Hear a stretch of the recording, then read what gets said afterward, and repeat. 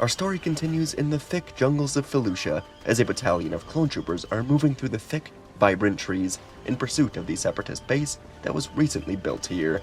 The Clone Wars have been going on for just over a year, and neither side was gaining a true advantage. And as the clone troopers led by Commander Gree moved further into the forest, they came into a clearing where they were suddenly staring face to face with 3 Acklay creatures. Gree yelled at his men to spread out, and a second later, one of the creatures stabbed down, crushing one of the clones. Gree cursed this planet. He yelled into his comms that reinforcements had better be on their way. Their mission was to take the long way around the forest, get to this new separatist base in order to tear it down. A group of special ops reinforcements were supposed to be here soon. As Gree and the men fired at the Acklays, battle droids began ambushing them from the other side of the clearing, and the clones quickly learned that the Acklays were deployed as a separatist trap. Gree hid behind a red bush, firing at droids, and then he saw an Acklay running right for him. He had a really bad feeling about this, but as the Acklay lifted its claw, Gree heard something. It sounded like grappling, swinging, and right as the Acklay was about to crush him, Captain Anakin Skywalker swung in, flying around the Acklay, using his modified vibroblades to slice right through the back of its neck. The Acklay fell, and Anakin swung around to the other 2, using the same moves to cut them down from behind. Anakin spun, landing in front of Gree, and moments later, a dozen more clone troopers would swing in behind Anakin, using the same exact gear as they flew through the trees, firing at the battle droids. The special ops reinforcements were here, and they began pushing the droids back. Anakin would help Gree get to his feet, and together, they would push forward to eventually destroy the base.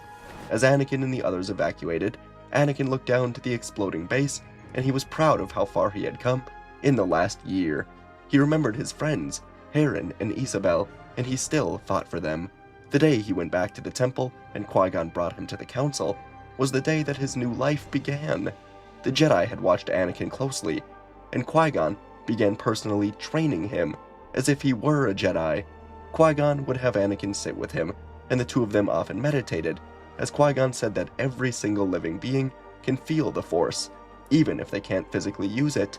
And somehow, being in the peaceful confines of the Jedi Temple, it allowed Anakin to slow down and just be mindful for the first time ever. He did feel the Force, though he could not touch it. There were many occasions where Anakin would just stare at a cup or at a door. He would reach his hand out, trying to use the Force, but it just wasn't there. Anakin would learn the history of the Jedi, the Sith, the galaxy itself. He would even learn about Jedi prophecies. The Chosen One seemed pretty silly to him, a person born of the Force itself to bring balance. Anakin didn't think it could be him. He wasn't sure that he wanted it to be him, but the chance that it could be him meant that Qui-Gon was going to train him to be more mindful and to fight. So, whatever. Over time, Anakin was gifted an area in the Jedi Temple that was full of all sorts of machine parts and tools, as the Jedi wanted Anakin to lead his own special unit of clone troopers, using the same ODM gear that Anakin has designed. So, for weeks, Anakin and a few engineers got to work on designing about 30 different pairs of this gear, and then Anakin was assigned to Kamino to train specially selected clone troopers for what would be known as the Scout Unit. Anakin was the captain of this unit, and among the clone troopers that were selected, the best of the unit were a group named Yvonne, Cena, and Gordon. The Scout units would be put together, and using ODM gear, they would be sent into various missions as reinforcement groups. From the clones' perspective, Captain Skywalker was something new. He didn't command like a Jedi. He trained with them, fought with them, bled with them, and Anakin flew ahead of them on every mission, proving the gear worked because he worked. To the Scout unit, Anakin wasn't chosen because prophecy or mysticism. He was chosen because he kept them alive, because he knew how to fight. And Anakin preferred being looked at as a soldier rather than a prophecy. The Jedi Council never fully knew what to make of the unit. Reports described many victories that once seemed lost, and to some it all felt too unconventional. Qui-Gon argued for them relentlessly, reminding the Council that the Jedi do not belong in war.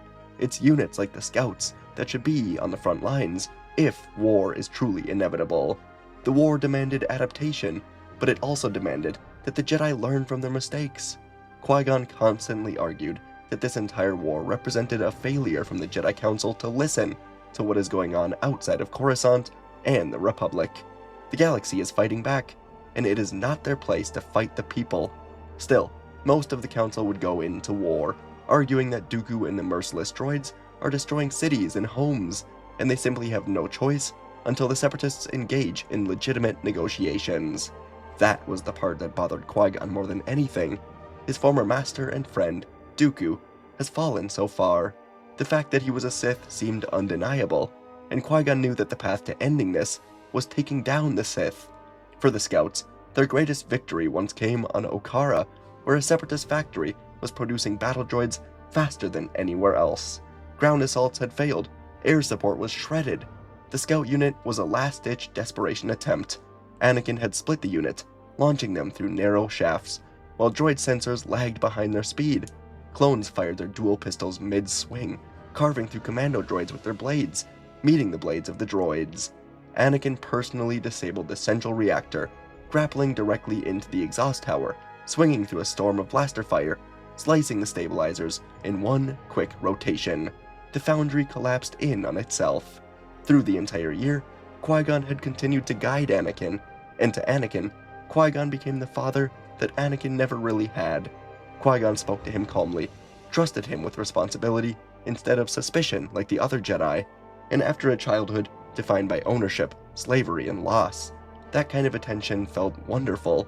It allowed Anakin to break down the shell that he'd built up, and over time, he became much more cheerful, even on the front lines of battle.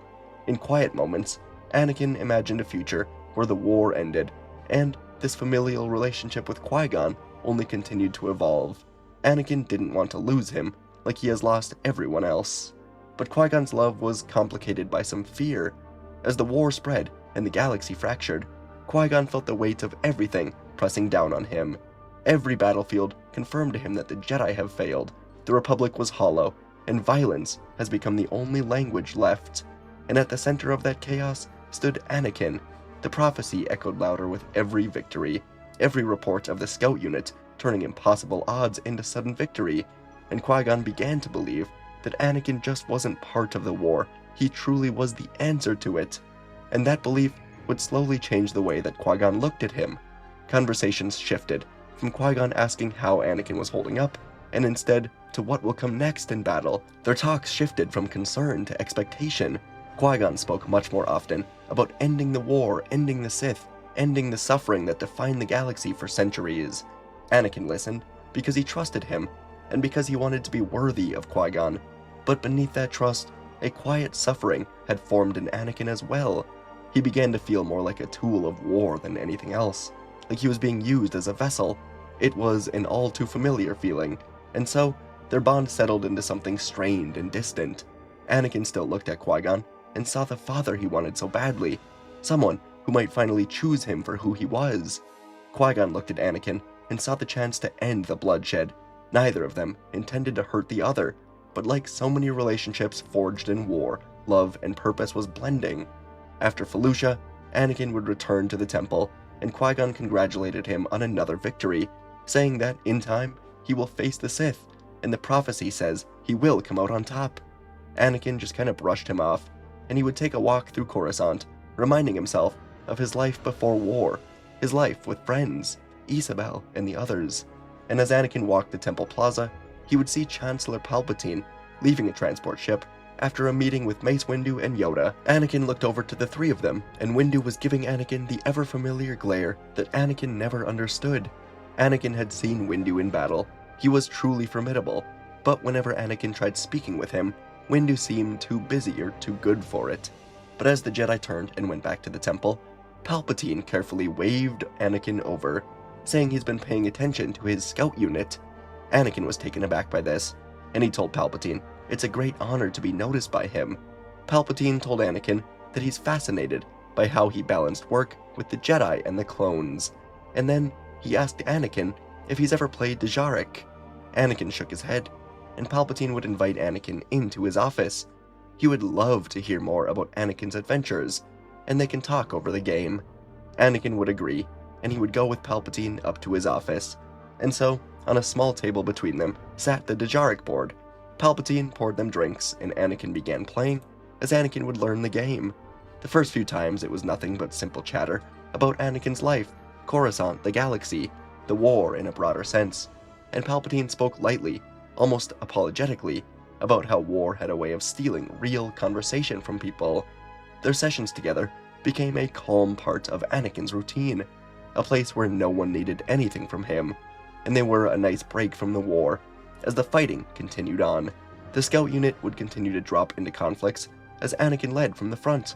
The clones would follow him without question, but the fighting only got more brutal, and every return to Coruscant felt heavier than the last. Between deployments, Anakin found himself looking forward to Palpatine's office more than anything else. Whenever they played, Palpatine never rushed the conversations. He let the game breathe.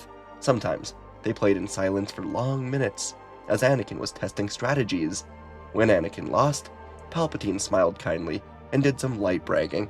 When Anakin won, Palpatine said he was proud, and slowly, Palpatine would wonder aloud how much weight the Jedi have placed on Anakin's shoulders, how unfair it was for anyone, Force-sensitive or not, to carry a prophecy in the middle of a war. Over the months, Palpatine's questions were more pointed. He asked what truly separated Jedi from Sith beyond tradition and titles. Another night, he spoke of the Republic with tired disappointment, a system that was stretched thin, asking soldiers like Anakin to bleed while politicians debate morality. He never told Anakin what to think. He let Anakin reach conclusions all by himself. The Jedi Council rarely came up in conversation, only when Anakin brought them up first. Palpatine listened carefully, nodding as Anakin spoke of Windu's cold scrutiny, the Council's distrust of the Senate. Palpatine didn't condemn them outright. He simply wondered why protectors of peace seemed so prepared for war. Anakin would say that Qui-Gon is different. He didn't want the Jedi to fight, but there wasn't much he could do. And through it all, Palpatine remained steady and present in Anakin's life in a way no one else had, ever since his mother. He allowed Anakin to be vulnerable. For a boy who'd spent his life being used by masters, war, prophecy, that presence mattered so much. Palpatine didn't ask Anakin to save the galaxy. He just wanted him to sit, relax, play another round, and by the end of a few months, Anakin had begun to shift in his views. He still thought of the Separatists as an evil entity that had to lose, but his view of the Jedi and the Republic was becoming far worse than when he joined the war. All the while, Palpatine was planning to use Anakin to eventually end this war and frame the Jedi for everything. Anakin would soon turn against the Jedi. He would join Palpatine and the Sith, and Anakin would spearhead a movement to tell the galaxy that the Jedi are not the saviors that everyone seems to think. Palpatine saw a future where he is the lone Sith Lord in the galaxy. He will become immortal. There will be no need for an apprentice. Anakin Skywalker will become the fearsome leader of the coming Imperial army. It will be rather fascinating. But first, Anakin's anger that Qui-Gon has managed to hide away inside of him must be unlocked once more. And a few days later, Anakin and the scouts would be sent out to a mission to Seleucami. Jedi Master Adi Gallia had been captured, and they were assigned to infiltrate the Separatist prison to free her. The mission would be a success, as the group swung through the Seleucami trees and towers, freed Master Gallia. But as they were leaving, a group of Separatist tanks that was hiding underground would be unleashed. They would burn down the trees in the surrounding area. The buildings were quickly demolished. The scouts were forced to land, and with nothing to swing on with their ODM gear, they were forced to escape the evacuation area on the ground. But then, General Grievous appeared, helping to cut off their escape. The first scout trooper would die before Anakin could shout a warning. He was stabbed by a Magna Guard electrostaff. Another was quickly crushed under Grievous's clawed hand. One by one, the scouts fell under Grievous's trap, shot down, impaled, sliced by lightsabers and thrown down. Anakin saw Cena, Yvonne, Gordon, soldiers who trusted him, all die in pain, and the sound of it carved something raw into Anakin's chest, something Qui-Gon had worked so hard to tear apart. Anakin didn't understand. The only way Grievous could have set such a perfect trap was if he knew that he and the scouts were coming. All of it was perfectly designed to destroy him. They couldn't retreat. The only way out of this was through. So, together, Anakin and Adi Gallia moved to meet Grievous. The general would laugh as he and Gallia struck at each other. Anakin circled low, firing grapples into half-standing walls. trying to regain any altitude, but each anger point tore loose under his weight. Grievous slammed a backhand that sent Anakin skidding across the ground. Gallia would press forward alone, allowing Grievous to fully turn on her. His attacks became overwhelming, his forearms slamming constant pressure. Anakin got up as she fell lifeless in pieces from Grievous's power.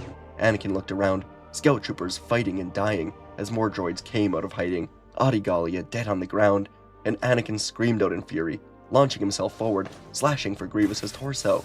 Grievous roared, tearing the cables free, hurling Anakin through the air. He hit the ground, but quickly rose again, and this time, Anakin wouldn't hesitate or think.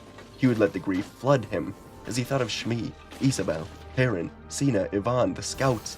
Every loss crashed together as Anakin launched again, this time grappling into Grievous's own armor plating, yanking himself in close, driving a vibroblade into exposed wiring. Grievous retaliated, grabbing Anakin by the face, slamming him down into the mud again and again. He slammed Anakin again, once more, and this time, Anakin stopped moving. Grievous threw him and turned away, but he heard Anakin begin to stir again. He growled with anger, asking why Anakin won't just die. Grievous held out all 4 blades like a spider, but Anakin used one final launch, spinning around Grievous and driving both vibroblades right into the general's chest, tearing them sideways, ripping them free. Grievous collapsed in a shriek of surprise. It was over, and Anakin would limp away to the evacuation site, escaping Seleucami alone. His unit shattered, the mission a failure. The Separatists knew they were coming. Somehow, they knew about the scouts, that he was going to be there. Anakin thought about the mission. It was a special assignment given to him by Palpatine himself. He was the only person who knew about it. Anakin thought of his time with Palpatine, and how the man spoke of the Jedi, the Republic, the war.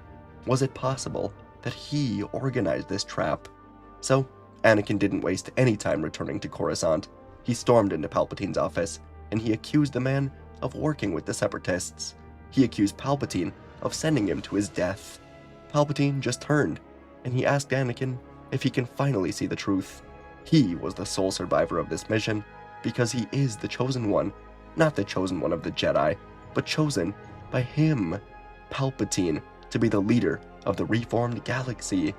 Palpatine told Anakin they both know the truth. The Jedi and the Republic have gone stale. The wider galaxy is suffering under the system. Palpatine told Anakin to think of the slavery across the galaxy, think of the underworld. Are the Jedi and the Republic the answers to these issues? Or have they aided in causing these issues? Anakin's mind was spinning. Palpatine said that sacrifice will be necessary for what is to eventually come to pass. The mission to Seleucami was a test for Anakin, to prove that Qui-Gon is wrong. His emotions, his anger, does not make him weak. It has allowed him to beat both Ventress and Grievous, something no Jedi has been able to do. Palpatine said he sees a future where Anakin leads an army that destroys the criminals that are using slavery. A future where the Jedi do not sit atop a suffering planet, looking down on the rest. A future where everyone can live a normal life. All he's asking Anakin to do is trust him and join him when the time is right. Anakin would go back to the temple, mind still buzzing, and when he arrived, Qui-Gon could tell something was wrong. He asked what was going on, and Anakin would tell Qui-Gon the full truth. Palpatine is working with the enemy. It would not take long for Qui-Gon to organize a group of Jedi that were currently here on Coruscant. Windu, Kenobi, Fisto, and Shakti would get together, and they would go to Palpatine's office. Qui-Gon would ask Anakin to come with them, but Anakin shook him off. He said he can't do it. This gave Qui-Gon a lot of worry, but he had to give it up for now. But it was at this moment that he realized he may have failed with Anakin. After all this time, the boy he treated as the chosen one was not coming with them to fight the Sith, because he has formed a relationship with Palpatine, the type of relationship that Qui-Gon neglected to form with him. And as the Jedi ship took off, Anakin would stumble down into a meditation room. He needed to be alone. He needed to calm himself. Anakin sat down, and he closed his eyes. He felt tears forming as he cursed the Force. He yelled out in his mind, asking why the Force would create him just to abandon him. He didn't understand.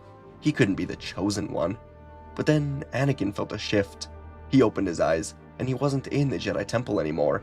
He was somewhere brighter, calmer, and standing in front of him was everyone he has lost.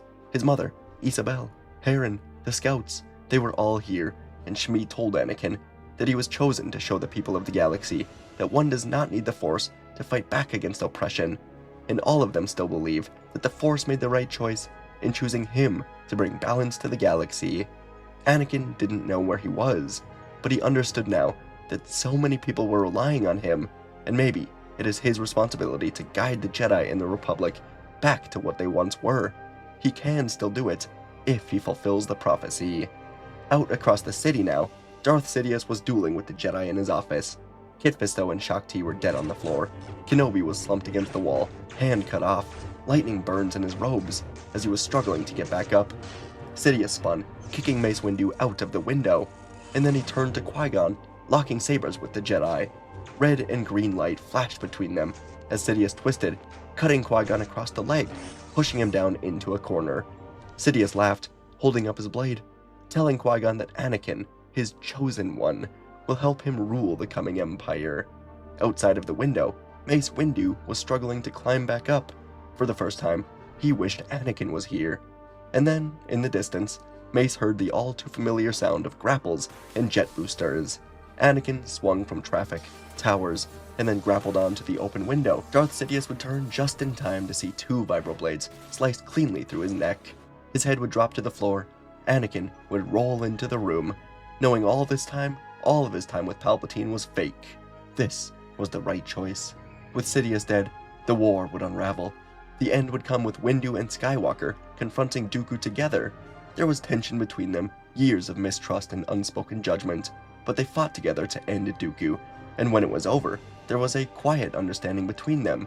They began to respect each other, and in the years that followed, Anakin, with Qui-Gon at his side, urged the Jedi away from the Senate halls, back into the galaxy's neglected areas. Jedi were sent to the Outer Rim as healers and protectors. Anakin led clones and Jedi into the underworld as they rebuilt hospitals and broke apart syndicate groups.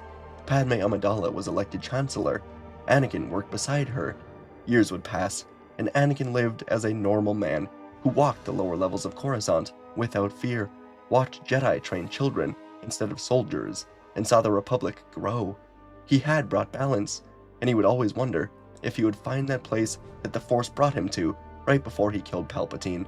He lived peacefully, thinking he would go there when he died, thinking he would see everyone again, and so he kept pushing forward to help anyone that he could. And folks, that is our story for today, part 2. Hope you enjoyed. Hope you enjoyed both parts. I did. Hope you did. Hope we all did. Hope we all had a good time today. If you didn't listen to part 1 and you listened to this, well, that doesn't make any sense, but I guess go do that. I'll be putting a full movie together probably around Christmas, because I'll probably be celebrating Christmas.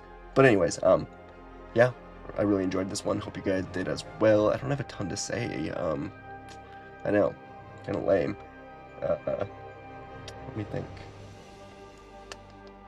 No, not much. Appreciate you guys. Story was fun. Yeah, 2-parters are rare for me, I know. Hope to do more. It really depends solely on when I'm writing part 1. If I'm like, damn, I could really stretch this into 2 parts. That's all it is. I don't ever go into a story thinking it's going to be 2 parts. It's just if I'm like writing part 1 and I'm like, wow, I really want to write more of this. Anyways, that's how I do things. Appreciate you guys for watching. Let me know what you want to see next, and I'll see you in the next video.